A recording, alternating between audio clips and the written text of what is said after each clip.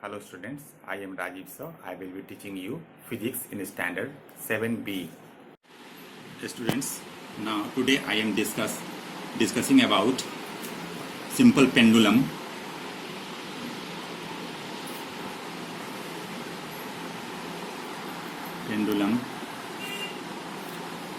In chapter 2, force and pressure. This is the second part. In simple pendulum, it is an idle simple pendulum consists of heavy point mass of suspended from a rigid support by a weightless and extensible string. This is a string, but it is difficult to analyze. It is actual practice. Thus, it is really a simple pendulum consists of a heavy bob. This is heavy bob suspended from a fixed point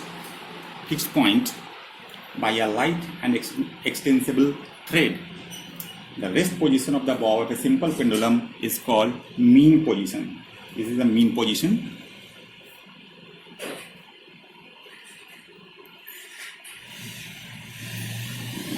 And this is the extreme position. This is the extreme position.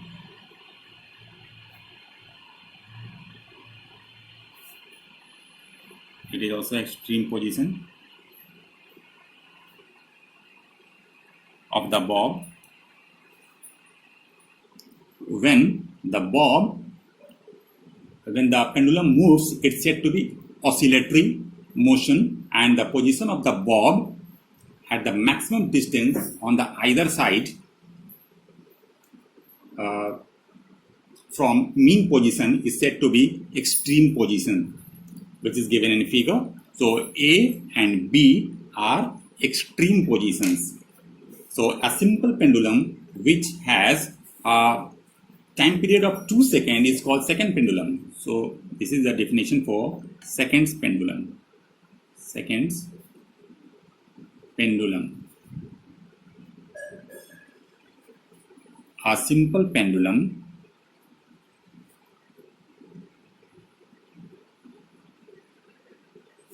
which has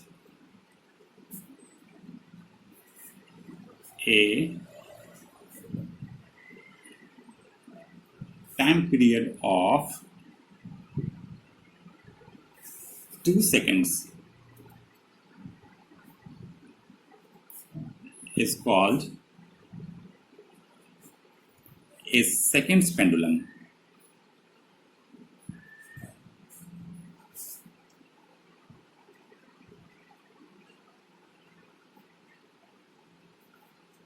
The length of seconds pendulum at a place where G is equal to 9.8 meter per second square. G is the acceleration due to gravity. So it is the average value is nearly 1 meter. So a second pendulum is independent of amplitude and its frequency is 0.5 hertz. Now, terms related to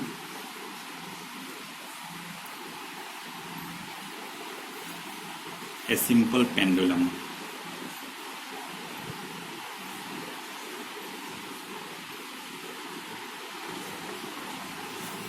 Oscillation.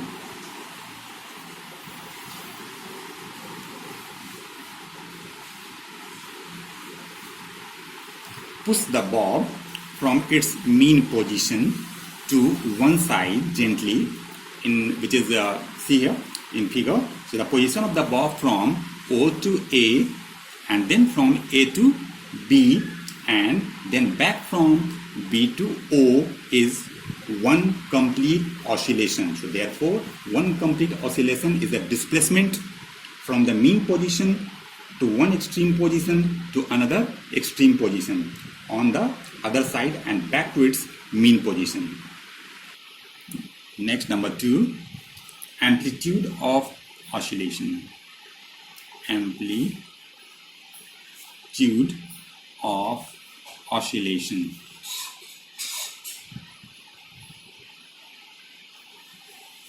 The maximum displacement to which the bob moves from its mean position is known as the amplitude of the oscillation. So OA and OB is the amplitude of the pendulum. Next, time period. time period. The time taken by the bob to complete one oscillation is called its time period, and it is denoted by capital letter T, and is measured in second.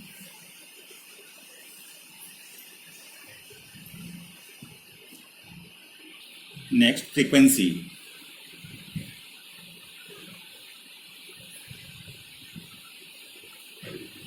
The number of oscillations completed by the bob in 1 second is called its frequency of oscillations. It is denoted by small n or f. Its SI unit is Hertz. H-E-R-T-Z, Hertz, or by symbolically like this, Hz.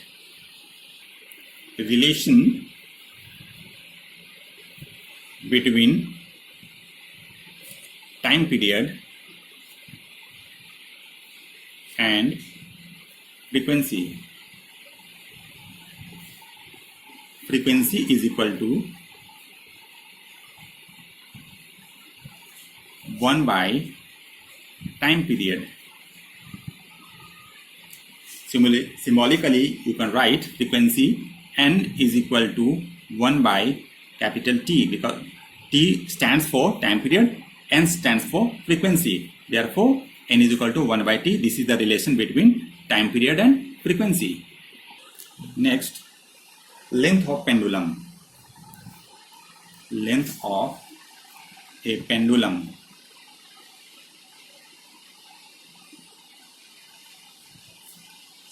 See here, the length of a pendulum is the distance from the point of suspension of pendulum to the center of the bob. So its SI unit is meter. Factors affecting the time period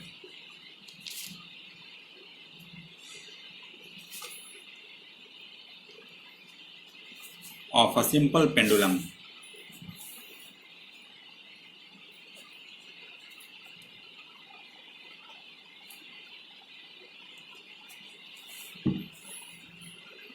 Some factors are here. Number 1, nature of material of the bob. Nature of material of the bob. The time period of oscillation does not depend on the material of the bob. Number 2, period of oscillation. Period of oscillation. The time period of oscillation is independent of the amplitude. Next, length.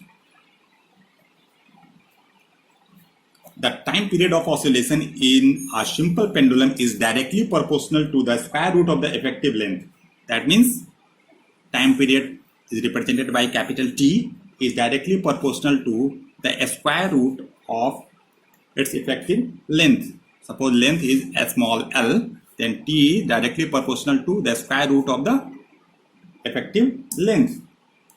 Or squaring both the sides, you can write T square is directly proportional to L, or T square is equal to K into L. K is constant, therefore T square by L cross multiplication then is equal to constant. Next, mass of the bob.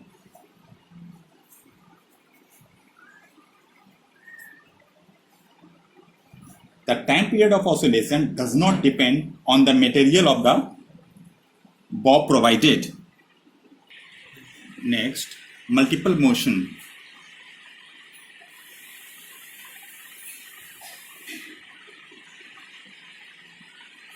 When a moving body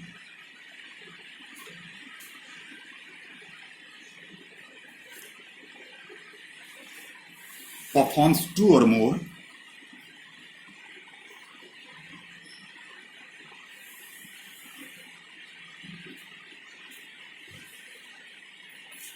motions at the same time,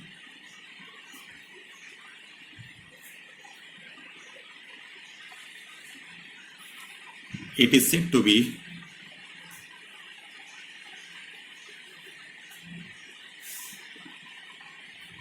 said to have multiple motion.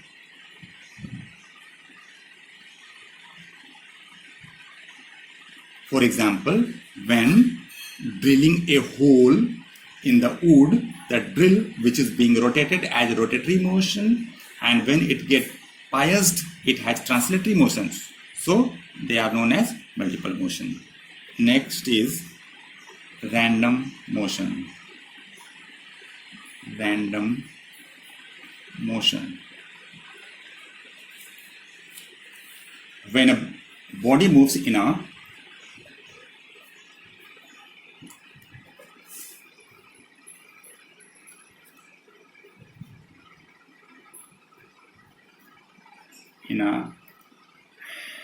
haphazard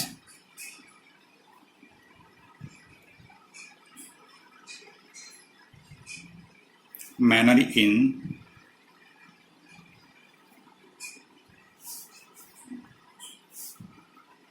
all possible directions, its motion is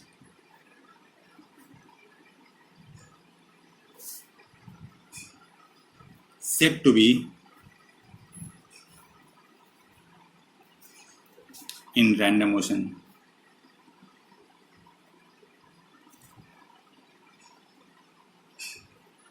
For example, flying houseflies, bees, butterflies, and players and ball in a hockey or football game are common example of random motion.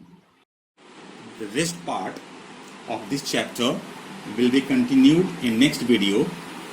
So now refer to the question which is given on the Tenno app as a homework. Thank you.